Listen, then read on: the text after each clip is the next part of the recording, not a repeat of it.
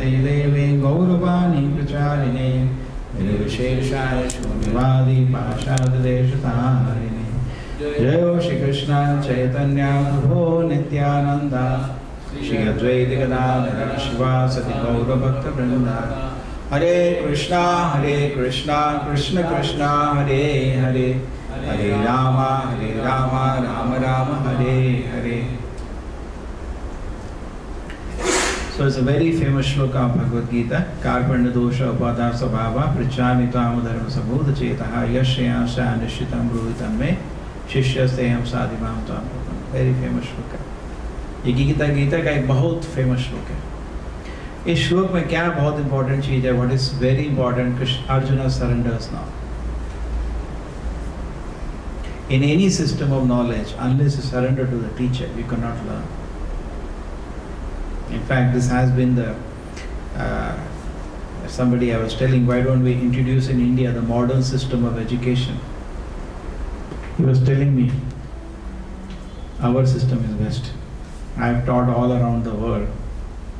The kind of attention sometimes we get in India is much better because the culture is that teacher means, he's the respect. Here the more treated like some parts of the world more treated like a friend. Teacher is always in a respectable position. So therefore the principle of surrender comes. So knowledge is actually received. Knowledge is Shabda Pramana. As I said, we reject Pratyaksha Pramana and Anuman Pramana. Pratyaksha Pramana means I accept only what I can see. We reject that because so many things you don't understand just by seeing. You have to hear from an authority. And you are defective in 4 ways. So Pratyaksha Pramana goes away. Then there is Anuman Pramana, anyway it's hypothesis. So the best way is, if there is Shabda Pramana, why you need Anumana Pramana? Anumana is when you don't know anything. कोई बाहर से आवाज है, कहाँ से आवाज है? प्रत्यक्ष तो देखा नहीं है, तो तब अनुमान करते हैं. ये हुआ होगा, वो बस का एक्सीडेंट फिर से हुआ होगा. Something like that you are Anuman you're doing. But suppose one authority comes and tells you, it has happened, this happened, then why you have to do imagine? So when Shabda is available, the Lord has already spoken in Bhagavad Gita, and clearly he has explained, and not only he has explained, Arjuna playing the role of disciple is clarifying. Krishna, you told this, how do I understand this? Like that. Okay? So Karpanda dosha, so Arjuna is now surrendering, he is accepting the Shabda Praman process. Even for learning Pratyaksha Praman also log jate hain, they go to school and college, they learn Shabda Praman only. They have to learn in that way only, they learn from teacher. But then, they can overturn it tomorrow. Our teacher said this, I can make a new discovery and improve on what the teacher said. Okay? You can test what teacher is saying, I will see. Like that. But Shabda Brahman is in a different way. So here, more important, because we are accepting the words of the authority, more important here is the quality of the authority. The more the Acharya or the Guru is perfect, more the knowledge is perfect. You cannot know anything about soul or God by Pratyaksha. It is not possible. You can get an indication that God is there because we see a beautiful creation. But what He is, you cannot know by Pratyaksha. It is only by Shabda. The same way, what soul is, you cannot know by Pratyaksha. You can get an idea by Pratyaksha. Yes, I am conscious. From where the consciousness is coming? Soul must be there. But you are not seeing the soul. I don't know what the soul is. For that you need Shabda. Therefore, the Shabda Praman, when you are already based on Shabda Praman, the authority is very important to be carefully selected. So the Arjuna is now surrendering to the well-accepted authority, Krishna, supreme authority, Krishna. Karpanda dosha is saying, my Lord, first thing, a principle of surrender is what? You have to admit your weakness. Doctor के पास जाओगे बोलोगे ना, क्या doctor बहुत बुखार है, 104 बुखार चल रहा है 10 दिन से, दवाई खाया कुछ फायदा नहीं. करेक्ट? आपका खोट बताने में अगर आपको शर्म लगेगी तो डॉक्टर कैसे मदद करेगा?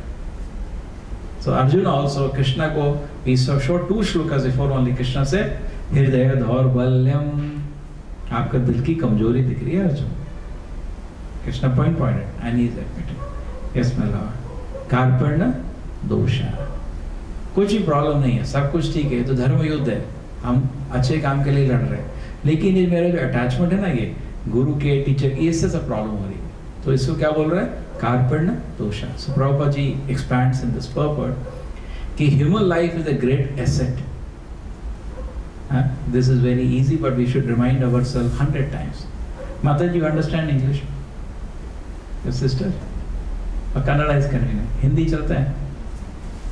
See, जैसे ये माइक है हमारे पास, ठीक है? now माइक को कैसा बेस्ट यूज करने का, एक तो माइक की तरह यूज कर सकते हैं, या इसको पेपर वेट की तरह भी यूज कर सकते हैं। बेस्ट यूज क्या है इसका? माइक का। पेपर वेट तो पत्थर भी ला सकते हो 2 रुपए का बाहर से, इसको तो 1000 रुपए देना पड़ा। इसका मेन यूटिलाइजेशन क्या है ना? समझ आए? कुछ भी यूज कर सकते हो, लेकिन इसको असली फायदा उठाना है माइक की तरह यूज करो। नहीं तो एक पेपर को रखने के लिए भी यूज कर सकते हो, कह रहे किसी को मारने के लिए हथौड़े की तरह भी यूज कर सकते हो, लेकिन उसका असली यूज नहीं है और उससे डैमेज भी हो जाएगा। तो सेम तरह से अभी अगर आप शीशे में देखो, ये जो शरीर है, ये मनुष्य का शरीर है। इस शरीर का बस बेस्ट युग क्या है? अगर इस शरीर को आप खाली खाने पीने के लिए यूज करते हैं, इसको कार्पेंटर बोला जाता है, कंजूस, ठीक है? और इस शरीर को अगर आप भगवत सेवा के लिए यूज करते हैं, तब उसको ब्राह्मण बोला जाता है। कृपणा ब्राह्मणा विपरीत शब्द है। कार्पण्य आता है कृपण से। कृपण मतलब कंजूस, ब्राह्मण मतलब उधार। जो इस शरीर को असली चीज के लिए यूज कर रहा है, उसको बोलते हैं ब्राह्मण। ब्राह्मण जन्म से नहीं होता। और जो इस शरीर को खाने पीने के लिए यूज करता है जानवर की तरह, उसको बोलते हैं कृपण, ठीक है? कार्पण्य दोष।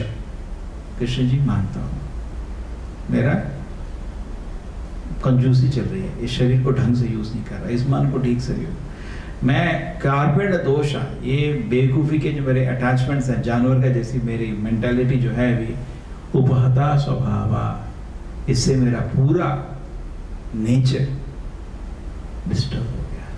कार्पेंट दोष उपहता स्वभाव, मेरा जितना भी नेचर है ना, स्वभाव मतलब मेरा असलियत, सब डिस्टर्ब हो गया।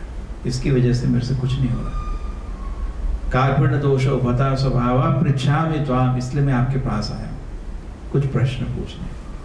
पृच्छामि त्वाम धर्म समूद चेता, मेरे को बताओ मेरे को क्या करना चाहिए, मेरा धर्म क्या है? धर्म मतलब मेरा ड्यूटी, क्या करने का? मेरे को युद्ध करने का मेरे को डाउट हो रहा है, क्या ऐसा करके भी युद्ध करने का? क्या ऐसा मतलब ऐसा चीज कि गुरु को भी मारो, अपने दादा को भी मारो, फिर भी युद्ध करने का क्या?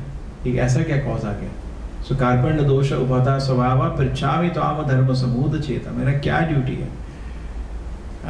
यश श्रेया, मेरे को अल्टीमेट अच्छी, जो सबसे अच्छी चीज वो बताना। प्रेया नहीं, प्रेया श्रेया में बहुत फर्क होता है। प्रेया मतलब इमीडिएट मेरे को जिससे फायदा मिले, उसको प्रेयस बोलते हैं, ठीक है? मिठाई खाई बड़ा अच्छा लग रहा है, अरे आपको शुगर है, मिठाई खा के बीमारी होगी, वो नहीं सोच रहा, इमीडिएट अभी बहुत अच्छा लग रहा है, बहुत अच्छा लग रहा है, उसको इंद्रिय भोग को ये बोलते हैं प्रेयस। बड़ा अच्छा लग रहा है, और उसमें घुसो मारे, जो सिगरेट पहली बार ही दारू पीता है बड़ा अच्छा, लेकिन उसका लीवर खराब, किडनी खराब, वो नहीं सोच रहा है, उसको बोलते हैं प्रेयस। जनरली लोग प्रेयस के पीछे भागते हैं, लेकिन जो असली आदमी है वो श्रेयस के पीछे भागता है। जैसे छोटा बच्चा है, वो स्कूल नहीं जाना चाहता, वो खेलने बड़ा मना रहा है, लेकिन पेरेंट बोलते हैं बेटा ऐसे खेलते रहेगा, तेरा कैरियर कैसे बनेगा? वो श्रेयस सोच रहे हैं, थोड़ा दूर का सोच रहे हैं, वो इमीडिएट उस दिन का सोच रहा है, मैं नहीं जाऊँगा, आज खेलूंगा, क्या स्मॉल बॉय है। तो Shreyas is always better, ultimate good वो बताइए, उस हिसाब से बताइए क्या करना है। ये नहीं कि अभी मेरे को थोड़ा दुख हो रहा है, कुछ खुश होने का तरीका बता दीजिए। यह श्रेया निश्चितम ब्रूहितन में, आप बोलिए निश्चित, डेफिनेट सॉल्यूशन बताना। निश्चित हो ना, निश्चित बताओ क्या करना है, बिल्कुल डेफिनेट सॉल्यूशन बताओ। शिष्य, मैं आपका शिष्य, साधि माम त्वाम प्रपन्न, मैं आपका पूर्ण रूप से शरणागत लेता हूं। तो अभी आप इस श्लोक को देखिए, हमको क्या करना है इससे। अर्जुन तो शरणागत हो गया, कृष्ण का आशीर्वाद मिला, ज्ञान मिला, ठीक है, और वैसे ही महान भक्त था और भगवान की और सेवा कर दी उसने, बड़ी सेवा, पूरा युद्ध किया भगवान के, तो उसका तो सफल हो गया। अपने को देखो, पहली चीज हम नहीं मानते कि हम में कुछ खोट है। ये सबसे बड़ा प्रॉब्लम है। कार्पण्य दोषा उपहता स्वभाव, करेक्ट। अभी भी ये बिलीव नहीं होता कि हम शरीर नहीं है, अभी भी ऐसे बेवकूफ हैं और इस शरीर को अभी भी इंद्रिय भोग और तरह तरह के आनंद के लिए यूज करते हैं। पृच्छामि त्वाम, और इतनी प्रॉब्लम होने के बावजूद भी हम भगवान से कुछ प्रश्न नहीं पूछते, ना ही भगवान के जो रिप्रेजेंटेटिव आचार्य लोग उनसे कुछ प्रश्न पूछते हैं। धर्म सबूत चेता, मेरे को क्या करना चाहिए? जैसे मैं हमेशा एग्जाम्पल लेता हूँ, आपको बुखार हो तो डॉक्टर के पास जाते हैं ना, या नहीं जाते? जाना पड़ता है। सिमिलरली जब आपको कार्पण्य दोष आ गया है, आपको दिल में कुछ कमजोरी दिख रही है, तो उसका सॉल्यूशन तो ढूंढो ना। पृच्छामि, पूछो क्या करो। धर्म सबूत चेता, एटलीस्ट बिगड़े के पास जाके बैठ जाओ, राधा कृष्ण जी हैं, तो बोलो, गाइड करो। पृच्छामि त्वाम, आचार्य हैं, उनको बोले गाइड करें। पृच्छामि त्वाम धर्म सबूत चेता यश श्रेया, मेरे को अल्टीमेट गुड बताना, मेरे को वैकुंठ धाम जाना है, मेरे को भगवान का शुद्ध भक्त बनना है, उस हिसाब से बताओ मेरे को क्या करना है। ये नहीं कि अभी थोड़ा अच्छा नहीं लग रहा है, चलो दारू पी के सब भूल जाते हैं। आजकल ये होता है ना, कॉलेज में मजाक करते हैं कि कुछ अच्छा हुआ तब भी दारू पीते हैं, कुछ बुरा हुआ तब भी दारू पीते हैं। एग्जाम में पास हुए दारू, एग्जाम में फेल हुए दारू। जनरली आजकल का ऐसा है, हर चीज का एक ही सॉल्यूशन, दारू। सो नहीं, श्रेया मेरा अल्टीमेट गुड के लिए, ये मेरे अल्टीमेट गुड के लिए अच्छा नहीं, मेरा लिवर किडनी जाएगा। यश श्रेया निश्चितम, सर्टेन। अगर आदमी को कंप्लीटली क्लियर हो गया कि क्या उसको जिंदगी में करना है, कितना खुश हो जाता है, कितना अगर निश्चित हो चला मेरे को क्या करना है, हर कदम वो फिर मतलब से लेता है। अभी इधर एक इधर पटका उधर क्या कर रहे हैं जिंदगी मालूम नहीं, जिंदगी चल रही है, तो बेवकूफ़ी है। जब निश्चित पता चल जाता है आदमी को जीवन का लक्ष्य, कितना खुशी से जीवन जीता है, फिर हर मिनट कुछ वैल्यूबल कर रहा है। सोता भी है तो आनंद से सोता है, अभी मैं कल सुबह उठ के फिर अपने लक्ष्य की तरफ चलूंगा खुशी से, और लक्ष्य की तरफ चल रहा है, खुशी आ रही है, मेरा चल रहा है जिंदगी उसी तरफ। करेक्ट। यह श्रेया निश्चितम ब्रूहि तन्मे शिष्यस्ते हम, और भगवान से हम कहाँ शरण ले रहे हैं? कंप्लीट तरह से शरण ले लेना चाहिए, गुरु कृष्ण का पूर्ण रूप से शरण लेना चाहिए। श्रद्धा और शरण लेने के 6 प्रिंसिपल्स हैं। शरणागति, शरणागति ये नहीं आगे जाके बड़ा नमस्कार कर दिया, वो तो प्रिंसिपल है, but there are 6 divisions of that. What are the 6 divisions?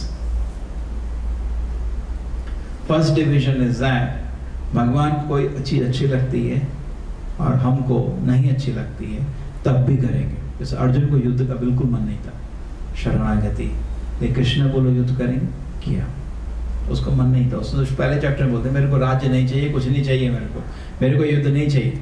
Krishna बोलो मेरे को चाहिए, ठीक है करेंगे, उसको बोलते हैं शरणागति। और हमको कुछ चीज अच्छी लगती है, बड़ा मन करता है इंद्रिय भोग का, टीवी का बड़ा मन करता है, मूवी देखें, लेकिन कृष्ण जी को बोला है ये सब टाइम में टाइम बर्बाद नहीं करो, ना दिल बर्बाद होगा, मन बर्बाद होगा, टाइम बर्बाद होगा, और एक भी उल्टा विचार दिल के अंदर बैठ गया दोबारा जन्म लोगे तो कृष्ण को अच्छा नहीं लगता, नहीं करेंगे कोई भी चीज।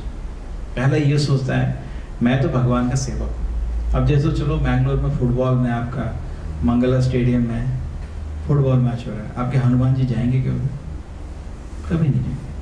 अगर उनके राम खेल रहे हैं तो जाएंगे, नहीं तो नहीं जाएंगे। करेक्ट। कृष्ण जी इसी तरह कोई कृष्ण का भक्त है वो भी देखेगा अगर हमारे कृष्ण जी हैं तो जाएंगे, नहीं तो नहीं जाएंगे। तो उसको कोई इंटरेस्ट नहीं होना चाहिए किसी भी चीज में। अरे भागवत में इतना बड़ा एक टॉपिक है, परीक्षित महाराज पहुंचते हैं एक जगह, कोई आदमी गाय को मार रहा था, तो जैसे ही वो ये बोलते हैं, जो सेजेस है नैमिषारण्य में जो सुन रहे थे, सूत गोस्वामी पूछते हैं एक चीज बताओ, इससे कृष्ण का क्या लेना है? अगर ये कृष्ण कथा है तो बोलो, नहीं तो कुछ और टॉपिक बोलो। अरे जीवन तो बहुत सीमित है, एक क्षण भी गया वो तो फिर वापस थोड़ी आता है। इतना स्ट्रिक्ट सूत गोस्वामी बोल रहे हैं, एक गाय थी, वो गाय, और वैदिक कल्चर में गाय को कोई छू रहा था तो तुम बोल रहे कि उसने गाय को छुआ तो उसको पनिशमेंट दिया। पनिशमेंट क्या? तो मार देना था ना, ये पनिशमेंट क्या? मतलब कोई आदमी गाय को छुए तो सीधा मार दिया जाता था, मृत्यु दंड। तो उसने सफिशिएंटली पनिश क्यों? लिखा है ही सफिशिएंटली पनिश है। क्या सफिशिएंटली पनिश? गाय को मारा था कोई, हत्या करने का, उसको मृत्यु दंड देने का, ये sufficiently only punish? What is this? Because he didn't kill him, that is the reason. उसको मृत्यु दंड नहीं मिला था कलि पुरुष को, इसलिए तो कलयुग चल रहा है। परीक्षित महाराज ने काट दिया तो उसका गला खत्म। लेकिन भगवान का इच्छा है कलयुग भी आता है, बिकॉज कुछ हैं जानवर के जैसे व्यक्ति, उनको जन्म लेना है अभी, वो कब जन्म लेंगे? सतयुग में तो वो तांडव मचा देंगे, तो उनको वहाँ अलाउड नहीं होता, वो कलयुग में ही आते हैं ऐसे जीव। कलयुग में तरह तरह के मतलब नौटंकी करने वाले लोग पैदा होते हैं, ये बाकी युग में ये लोग अवसर कम मिलता है। तो कलयुग का तो आना ही है, और कलयुग की पूजा भी होती है शास्त्र में। क्यों? क्योंकि इस युग में खाली हरि नाम से वैकुंठ प्राप्त हो जाता है। इतना इस युग में एक बहुत बड़ा फायदा है। कलेर दोष निधे राजन, परीक्षित महाराज को सुखदेव गोस्वामी बोलते हैं, कलयुग के दोष बता रहे थे। तो परीक्षित महाराज तो बहुत दुखी हो गए, इतने दोष है कलयुग में, ऐसा भी होगा कलयुग में, ऐसा भी होगा, अरे रे रे, बहुत दुखी हो गए। बहुत बड़े राजा थे, तो प्रजा को बहुत संभाल के रखते थे, देखा इतना मिसमैनेजमेंट होगा कलयुग में, उनको बहुत दुखी हो रहा था। तो उनको सुखदेव गोस्वामी खुश करने के लिए बोलते हैं, कले दोष निधे राजन, पूरे सारे फॉल्ट्स बता के कलयुग में ये होगा, ये होगा, ये होगा, मतलब एक एक चीज होता है कलयुग में जो उन्होंने भविष्यवाणी दी है। लेकिन फिर बोलते हैं कले दोष निधे राजन, कलयुग तो दोषों का एक सागर है, निधे निधि, प्रेम निधि, दोष निधि, ये दोष का एक सागर है। अस्थि एक महान गुण है, एक बहुत बड़ा गुण है कलयुग में। क्या गुण है? कीर्तनाद एव कृष्ण से, कृष्ण के नाम लेने से मुक्त संग परम गति, हम इस दुनिया से मुक्ति पाके कृष्ण के चरण में पहुंच जाएंगे। कैसे? भगवान का नाम लेके। लेकिन उसमें भी हमको इंटरेस्ट नहीं है। चैतन्य महाप्रभु बोलते हैं, नाम नाम अकारी बहुधा निज सर्व शक्ति, मेरी सारी शक्ति नामों में है। चैतन्य महाप्रभु बोलते हैं कृष्ण को कि आपकी नाम नाम अकारी बहुदान निज सर्व, आपने अपनी सारी शक्ति इन नामों में दे दी है।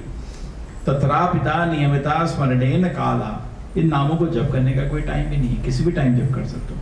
एतादृशी तव कृपा भगवन ममापि, लेकिन मेरे भगवान एक बहुत बड़ा मेरा खोट है कि आप इतने कृपालु हैं, तब भी मेरे को नाम जप करने में कोई इंटरेस्ट नहीं है। एतादृशी तव कृपा भगवन ममापि दुर्दैव दशम याजन नानुरागा, मेरे को कोई राग, कोई इंटरेस्ट नहीं है नाम जप करने में। चैतन्य महाप्रभु भगवान को ऐसे पुकार रहे हैं, तो हम एक्चुअली वो तो पुकार रहे हैं, हमारी ये तो स्थिति है, असली स्थिति है, उनको कोई इंटरेस्ट नहीं।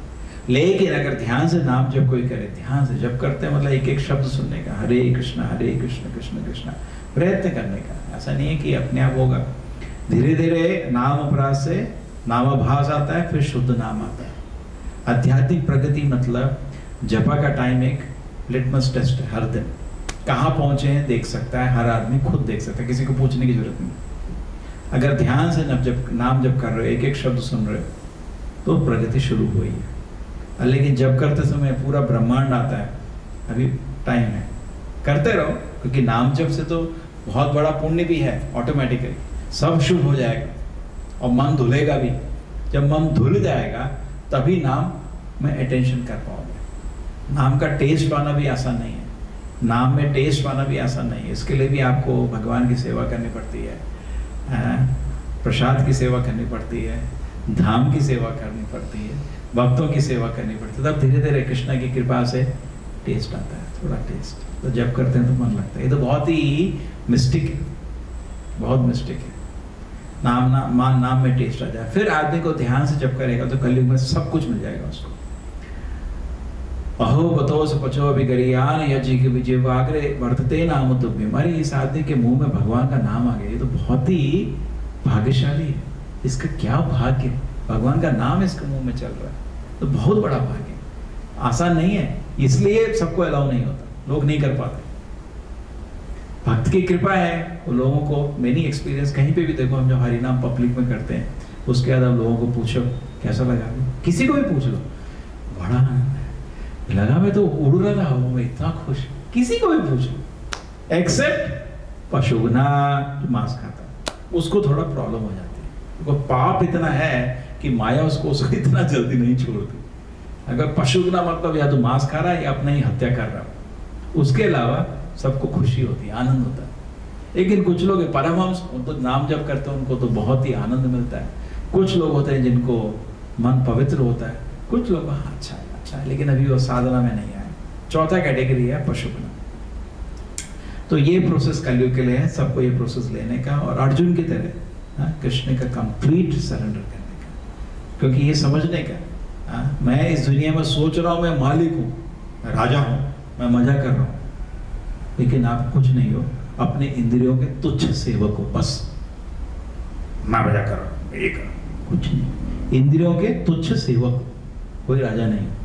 जब आदमी को ये पता चल जाता है कि मेरी इंद्रियां इधर उधर खींच रही हैं, मेरे को भगा रही हैं, तो वो भगवान से कृपा मांगता है, भगवान आपकी सेवा मिल सकती है क्या? प्रभुपाद जी एक बहुत सिंपल एग्जांपल देते हैं, हीरा चोर खीरा चोर, दंड एक ही है। अगर मार्केट में आप खीरा चोरी करें तो भी वो सेक्शन, सेम सेक्शन में आपको पनिशमेंट मिलता है। उससे अच्छा तो हीरा चोरी कर लो, क्योंकि पनिशमेंट तो सेम ही है, तो खीरा को चोर करने से क्या फायदा? देयर आर टू शॉप्स, हीरा की शॉप, खीरा की शॉप, दुकान।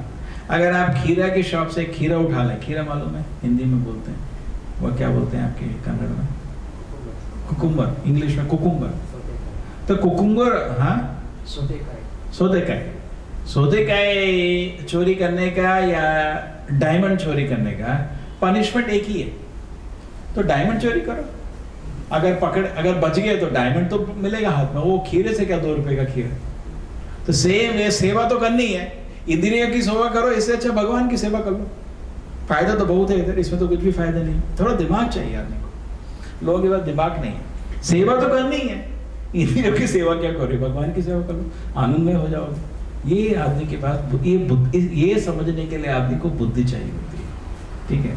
कलयुग में बुद्धि थोड़ी कम है लोगों के पास, लेकिन इस चीज को समझ नहीं सकते, तो भगवान से लोग कृपा मांगते हैं, भगवान आपकी सेवा मिल जाए। सेवा तो मैं करूंगा, मैं तो सेवक ही हूँ, मैं कुछ और नहीं कर सकता। आपकी सेवा नहीं तो इंद्रियों की सेवा कर रहा हूँ, आप कृपा करिए। भगवान की सेवा आप पकड़ नहीं सकते, भगवान देते हैं, दिल से सेवा का मन करता है। जब जप करते मन करता है कृष्ण आपकी सेवा कितना आनंद। और जप ही सबसे बड़ी सेवा है, सबसे बड़ी सेवा जप है। हरे कृष्ण कृष्ण कृष्ण। पहले सवे के नाम 9 अंग है, श्रवण भी सबसे बड़ा अंग है। पहले श्रवण होना चाहिए, ध्यान से श्रवण, आचार्य के शब्द पढ़ें, हरि नाम को ध्यान से सुने, आनंद सेवा।